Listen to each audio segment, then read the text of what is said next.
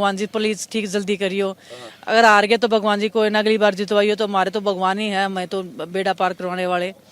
और उनकी कृपा बनी रहे, अपने लोगों की कृपा बनी रहे, उससे ज्यादा और क्या चाहिए इंसान। अब मैं मिट्टी का मंदिर बताऊं था दर्शकों को कि ये लिपा हुआ है, और पहलवानी में भी दंगल जब करते हैं उसकी भी लिपाई भी होती है, खुदाई भी होती है, मिट्टी से एक जुड़ाव होता है।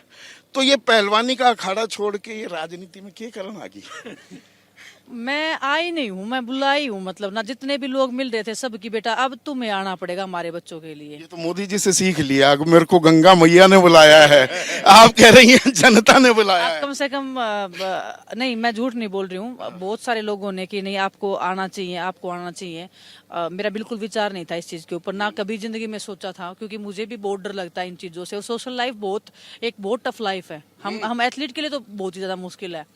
लेकिन ना तड़के तो आप उठ तो जाओ हो, पर ये प्रैक्टिस नहीं करने दें। सारे आके बैठ के चाय मांगेंगे और ना पिया हो तो बुरा मान जाएंगे, किसकी तो नाक चढ़ गई।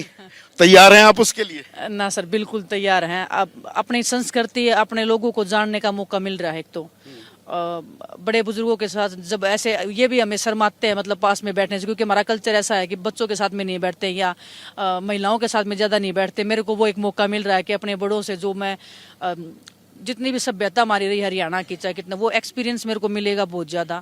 बहुत चीजें हैं जो मेरे को सीखनी है, जो एक ये जिंदगी का एक ऐसा दौर है जहाँ पे मुझे ऐसे लगता है कि खेल से अलग मैं कुछ सीखूंगी। खेल में बहुत सम्मान है।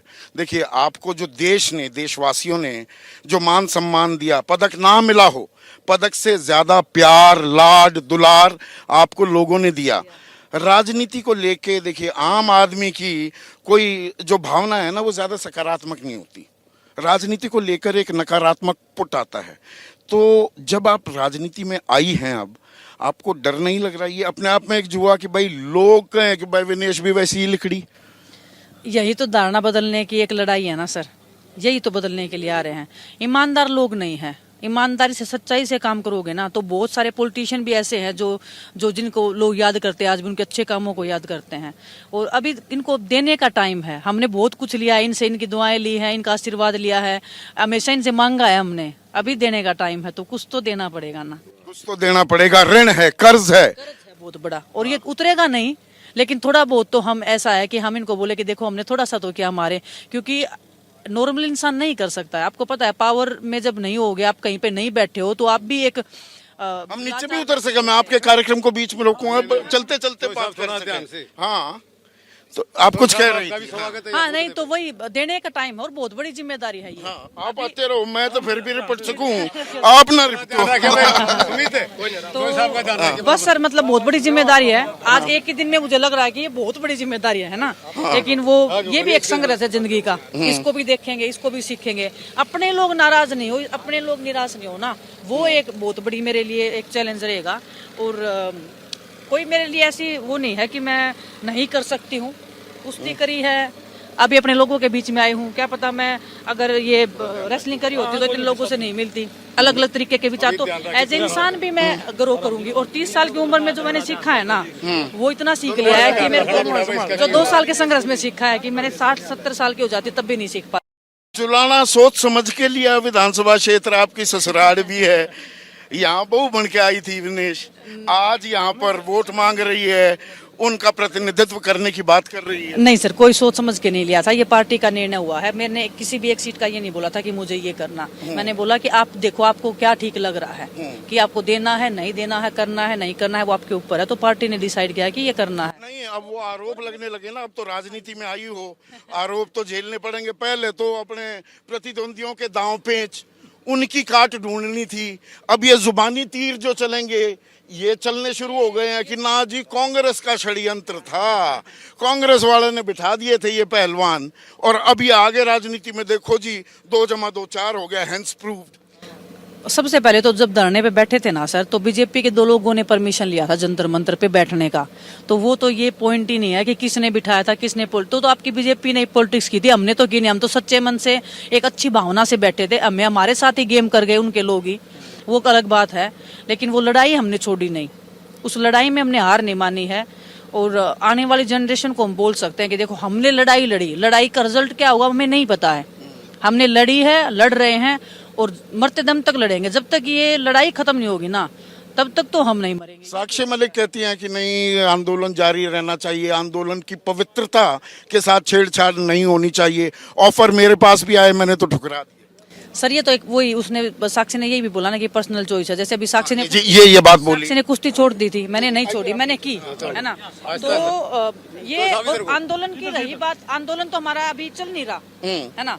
आंदोलन हमें सच्ची ईमानदारी से निभाया है, आज भी सच्ची भावना से हम निभा रहे हैं। वो लड़ाई कोर्ट में चल रही है, वो लड़ रहे हैं, उससे पीछे नहीं हट रहे हम किसी भी चीज से।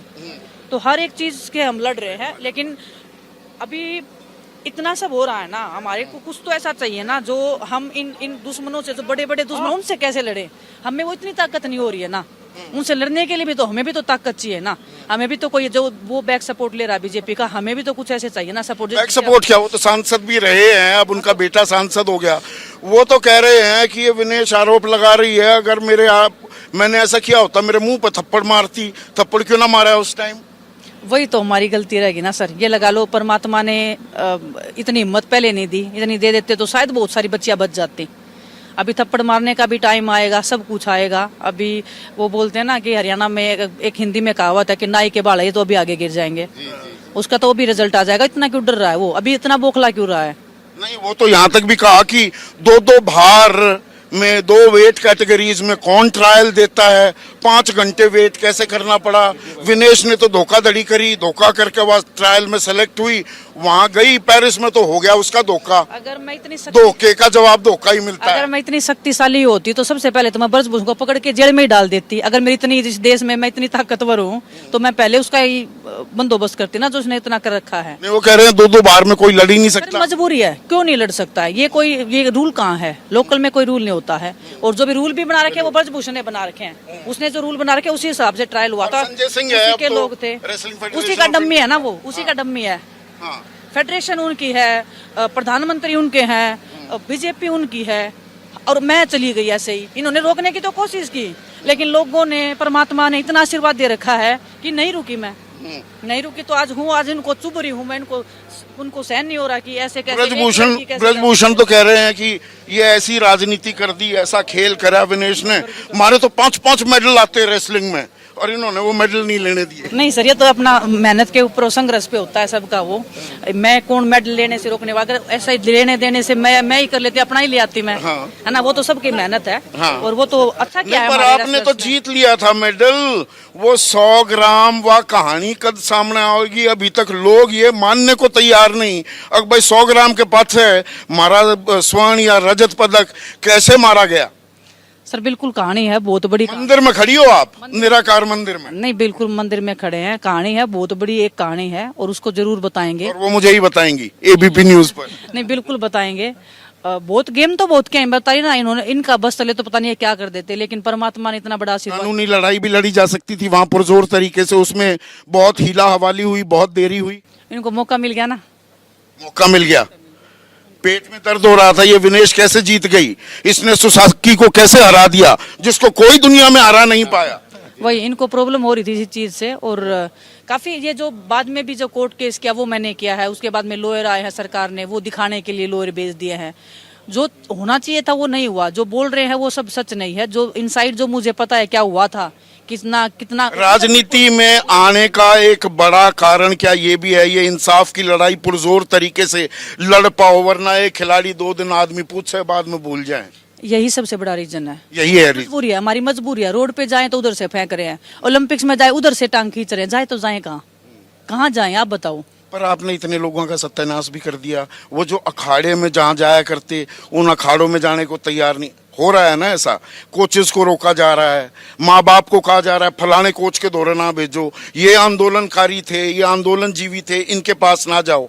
आपने उनको परेशानी में डाल दिया। सर मैं तो बोलती हूँ कि अच्छा संकेत है। अगर माँ बाप इतने अलर्ट हो रहे हैं अपनी बच्चियों को लेके, तो ये एक अच्छा संकेत है। उनको पता चल रहा है कि इनसाइड क्या होता है, वो अपनी बच्चियों को सेफ रख सकते हैं, वो इस चीज पे अलर्ट हैं। वो एक अच्छा संकेत है, आप उसको गलत नहीं बोल सकते।